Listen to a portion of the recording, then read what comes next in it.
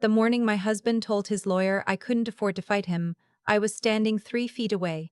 He didn't lower his voice. He didn't even glance at me. He just leaned over the conference table, hand cupped loosely around his phone, and said it like I wasn't there. Like I was furniture. Like I was the potted plant in the corner of the room that nobody waters anymore. I remember thinking, he's not wrong about the money. He made sure of that. But he was wrong about everything else. My name is Eloise. I'm 31 years old, and for 6 years I was married to a man named Warren Holt, a man who wore kindness the way some people wear a coat they borrowed and never quite returned. It looked right on him. It fooled me for a long time. We met when I was 24, fresh out of law school, studying for the bar. Warren was 32, already running his family's commercial real estate company. He was confident without being loud about it, which I mistook for depth. He remembered how I took my coffee. He showed up to my study sessions with sandwiches from the deli I liked 2 blocks from my apartment. He told my mother, on the first time he met her, that he could tell I was going to do something important with my life. My mother still talks about that. I passed the bar in October of that year. Warren proposed in December. I said yes in a parking garage outside a steakhouse because he asked me there, spontaneously, without a ring, just his hands holding both of mine and his voice steady the way it always was. I should have noticed earlier that his steadiness wasn't calm, it was control. When we got married, he asked me not to take a job at a firm. He didn't say it like a demand. He never did anything like a demand. He said it over dinner, in his careful, reasonable way, that his schedule was unpredictable, that we'd want to start a family soon, that his company could use someone with my background consulting on contracts, part-time, on our terms, he said, like it was equal. So I didn't take the job at Mercer and Holt, not his family's firm, just a coincidence of name, where I'd already accepted an offer. I called them and apologized and spent 2 weeks feeling a grief I didn't have a name for yet. I worked for Warren's company instead. I reviewed leases, flagged liability clauses, handled the occasional tenant dispute. I was good at it. But I was never on payroll. Never had a title. I was just Warren's wife who has a law degree, which sounds like a compliment until you realize it's a cage with nice curtains. When his mother, a sharp-tongued woman who wore her disapproval like jewelry, asked me at a Christmas party what I did, I said, legal consulting. She laughed, a soft, private laugh, and said, "Oh, isn't that sweet?" I smiled. I took a sip of wine. I filed that moment somewhere behind my sternum and kept it there. The first time I knew something was wrong, really wrong, was 4 years into the marriage. I found a lease amendment on his desk. A commercial property downtown, one of his bigger holdings, with a signature I didn't recognize authorizing a rent reduction of 40% for a company called Sylvain Properties LLC. I'd never heard of Sylvain Properties LLC. I'd never heard of Sylvain. It wasn't in any of our files. I asked Warren about it that evening. He said it was a new development arm he'd spun off quietly to test some ideas. He said it wasn't a big deal. He said I wouldn't understand the structure without more context. He said it so gently I almost believed him. But I'm a lawyer, and lawyers don't forget things. I started keeping notes. Nothing dramatic, just dates, names, numbers, in a notebook I kept inside a copy of a property law textbook on the shelf in my home office. Warren never went near my books. He found them performative, I think. He liked to say he learned more from doing than from reading, which is something people say when they want to seem practical but actually just mean they stopped being curious. Over the following 18 months, I documented 12 transactions, properties leased at significant discounts to 3 separate LLCs, Sylvain Properties, Turndale Group, a third one called B. Arcane Consulting that I traced through public filings to a registered agent in Delaware with no actual address. All of them, when I pulled the threads quietly, led back to one name, my brother-in-law. Warren's younger brother, whom I will call his brother, because that's what he was, and that's all I'll dignify him with here. He was the kind of man who laughed too loudly at other men's jokes and too quietly at women's. He'd been nominally employed by the company for years as Director of Acquisitions, a title that seemed to involve a lot of lunches and very few acquisitions. What it actually involved, I eventually understood, was routing company revenue through the shell entities so it could be extracted before it hit the books Warren and I shared as a married couple. They were hiding assets. They had been hiding assets for years. And Warren had agreed to divorce me 18 months before he told me. I found the email because he wanted to make sure there was nothing left for me to claim. He told me he wanted a divorce on a Tuesday in March. We were in the kitchen. I was making coffee. He came downstairs in his work clothes, set his briefcase by the door, and said, "I think we both know this isn't working." I turned around slowly. I held my mug in both hands. I said, "Okay." He blinked. He'd expected more. He'd rehearsed for more. I could see it in the flicker of his expression.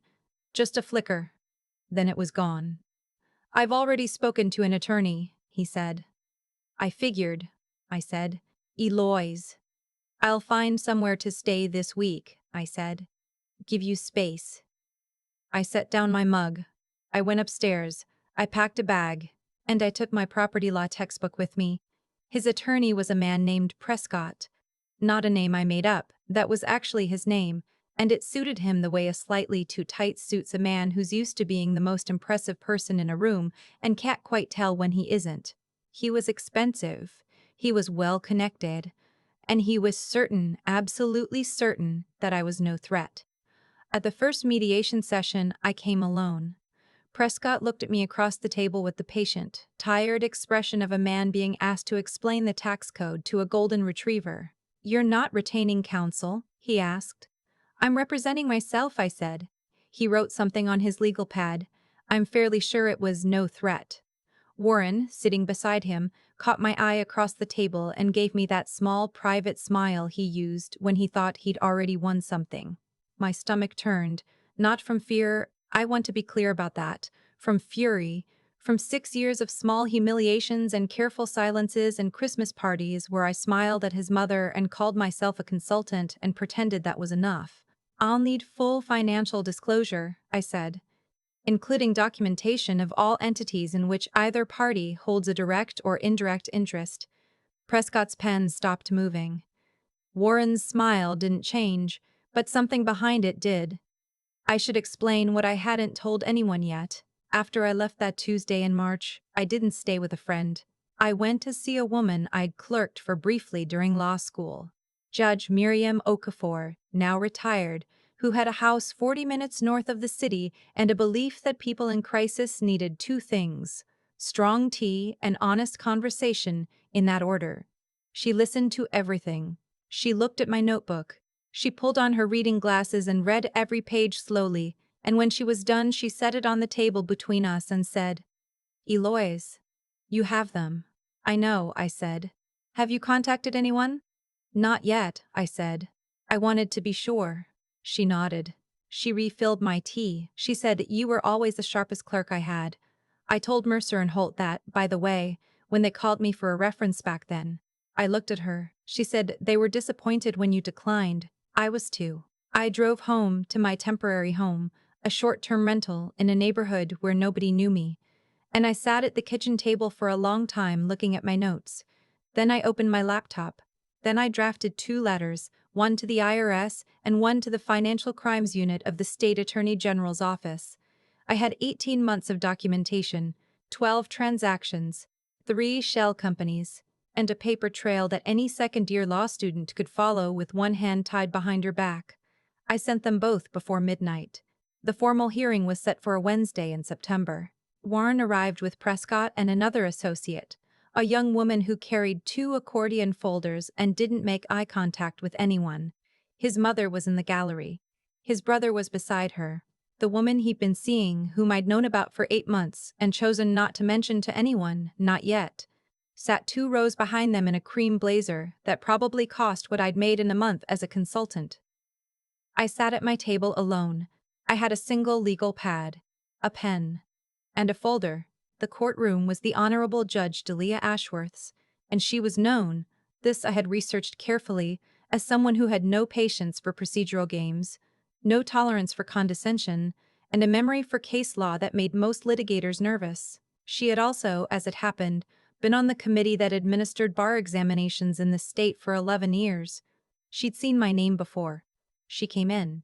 We rose. She sat. She looked at both tables with the calm efficiency of someone who had done this 10,000 times. "Mr. Prescott," she said, nodding at him. "Your Honor." She looked at me. "And you're representing yourself, Miss Holt." "I am, Your Honor." Prescott rose. "Your Honor, if I may. Opposing party has no legal background and has submitted documentation that frankly doesn't meet the standard for Mr. Prescott," Judge Ashworth said without looking up from the file in front of her. "I've read the submitted documentation." He paused. She looked up. She looked at me. "Ms. Holt," she said, "you passed the bar in this state." It wasn't a question. "Yes, Your Honor," I said. "With the third highest score in your cohort." The courtroom was very quiet. Prescott was very still. I said, "Yes, Your Honor." She looked back down at her file. She said, "I see you also filed supplemental disclosures with this court last week." I did. Documenting alleged asset concealment through 3 separate entities over a period of approximately 26 months. "Yes, Your Honor." She turned to Prescott. Her expression hadn't changed. It was the expression of someone watching a sequence of events unfold exactly as expected. "Mr. Prescott," she said, "your client's financial disclosures are incomplete." Prescott straightened. "Your Honor, those entities are not marital. They were funded in part through revenue from properties acquired during the marriage," she said. "That makes them marital. And your client knew that when he filed." The gallery was silent. Warren was looking at the table. I did not look at him. I looked at Judge Ashworth, who was writing something in a clean, decisive hand, and I thought about the Tuesday in March when he came downstairs with his briefcase and his careful voice and his already prepared attorney, and I thought about the Christmas party and his mother's laugh, and I thought about the girl I was at 24 who said yes in a parking garage because she was touched by the spontaneity of it and hadn't yet learned that some men are spontaneous only when it costs them nothing. "I'm ordering a full forensic accounting," Judge Ashworth said, "and I'm referring this matter to the Financial Crimes Division for review." From somewhere behind me I heard his brother make a sound. A small, involuntary sound, the kind a person makes when the floor disappears under them. I didn't look at Warren as I left the courtroom. I almost did. Part of me wanted to. Not for cruelty. I was done with cruelty, his and my own capacity for it, but because I'd spent 6 years reading his expressions and I wanted, just once, to see one he hadn't prepared. But I didn't. I walked out through the double doors and into the hallway and sat down on a wooden bench and put my folder in my lap and stared at the floor tiles for a moment. A woman sat down beside me. I didn't know her. She was maybe 60, in a gray suit, carrying a coffee in a paper cup. She said, "You did well in there." I said, "Thank you." She said, "Is it what you expected?" I thought about it honestly. "No," I said. "I thought I'd feel better." She nodded like that made perfect sense. "You will," she said. "Just not today." She got up. I never learned her name. The forensic accounting took 4 months. Prescott withdrew from the case in the 3rd month. He cited a scheduling conflict. Warren got a new attorney, a quieter man from a smaller firm, who I suspect told him the truth about what the documentation showed, because after that Warren stopped contesting everything and started trying to settle. His brother was formally investigated. The 3 LLCs were dissolved. 2 of the properties, downtown parcels that had appreciated significantly, were determined to have been improperly transferred, and their value was factored back into the marital estate. The divorce was finalized in January. I won't tell you the settlement amount, because it's not the point, and also because my new attorney, yes, I eventually hired one for the settlement phase, a woman named Ms. Corbin, who had been practicing family law for 22 years and who looked at my documentation with an expression I can only describe as professional admiration, told me not to discuss it publicly. What I will tell you is this. I walked out of that office in January with enough to start over, enough to rent a real apartment, enough to give myself time. His mother called me 3 weeks after the divorce was final. I let it go to voicemail. She left a message that was exactly what you'd expect. Careful, oblique. Not quite an apology, but positioned close enough to one that she could claim it if she needed to. She said she hoped I was well. She said the family had been through a lot. She said she always thought I was a smart girl. A smart girl. I deleted the voicemail. I'm writing this from an apartment I chose for myself, in a neighborhood I like, on a street where I don't know anyone yet, and that feels, for the first time in a long time, like possibility instead of loneliness. There's a law firm 2 blocks from here. Not Mercer and anything. Just a small practice. 4 attorneys. A specialty in financial and family law. I walked past it last week and stood outside for a moment looking at the name on the door. I have an appointment there on Thursday. Not as a client. There's a particular kind of grief that comes with wasted years. I want to be honest about that, because I've seen enough of these stories where the woman emerges without a scratch, perfectly intact, vindicated, and gleaming. That's not how it works. I lost years. I lost the early career momentum I'd worked hard to build. I lost mornings I'll never get back. I lost the version of myself who trusted her instincts and then, slowly, learned to second-guess them because the person she trusted most kept telling her she was wrong. Grief is real. It doesn't cancel the other thing. The hard, clear satisfaction of having done exactly what needed to be done, of having prepared quietly while everyone assumed I was unprepared. But it's real. And I think it's important to say that. Warren's company is under new management. His brother left the state. The woman in the cream blazer, I heard this secondhand from someone who knew someone, has not returned his calls. I think about the conference room. His hand around his phone. His voice, so certain, saying I couldn't afford to fight him. He was right that I had no money. He'd spent years making sure of that.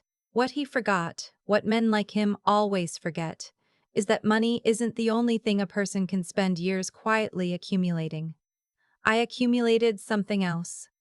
And when the moment came, I spent every bit of it. Judge Ashworth sent me a note through the court clerk after everything was finalized, handwritten. Short. It said, "I hope you find your way back to the work. You were always meant for it." I have it on my refrigerator. I look at it every morning when I make my coffee. I still take it the same way I always did. Black, no sugar, in a mug that I own, in a kitchen that is mine. That part, at least, he never got to touch.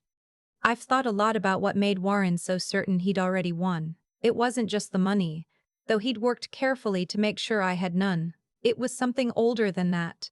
The assumption that a woman who'd spent years making coffee, reviewing leases quietly, and showing up to his family's Christmas parties with a smile had somehow become less than what she started as. Like marriage had been a slow subtraction. Like the years had taken something from me instead of given me something to hold on to. That's the thing nobody talks about when they tell these stories. The danger isn't always the person who shouts at you.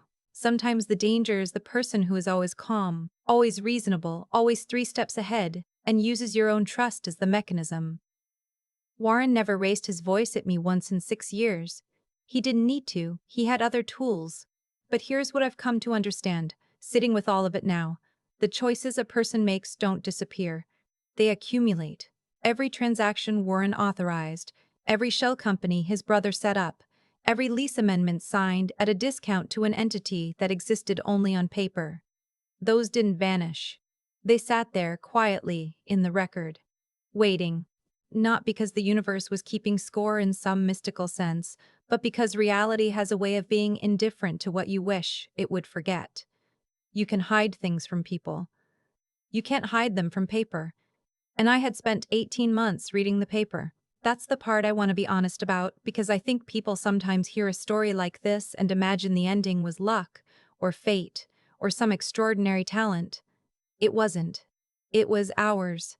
It was a notebook inside a law textbook on a shelf Warren never touched. It was cross-referencing public filings at 11 o'clock at night while he slept. It was the discipline, and I'll call it that plainly, of doing the unglamorous, careful, invisible work when nobody was watching and nobody was going to applaud you for it. Integrity is mostly invisible. That's something I learned late, and I wish I'd understood it earlier. The version of myself who said yes in a parking garage at 24 was not a foolish person. She was just young enough to believe that character announced itself, that good people were obvious, that you could tell what someone was by how they treated you on the good days. What I know now is that character shows itself in the long run, in the paperwork, in what a person does when they're certain no one is paying attention. Warren was certain I wasn't paying attention. He was wrong about that in the same way he was wrong about most things that mattered, confidently, completely, and with tremendous preparation for the wrong outcome. I don't carry anger about it anymore. I carried it for a while. I'd be dishonest if I said I didn't. But anger is expensive, and I've learned to be careful about what I spend. What I carry instead is something quieter, a kind of clarity about what I'm capable of when I stop making myself smaller to fit someone else's idea of who I should be. Eloise the consultant. Eloise the housewife who doesn't understand money. Eloise who couldn't afford to fight. I understood everything. I just chose my moment. And Thursday, I'm walking into that law firm 2 blocks from my apartment. Not as a client, as someone who has work to do, and finally the space to do it.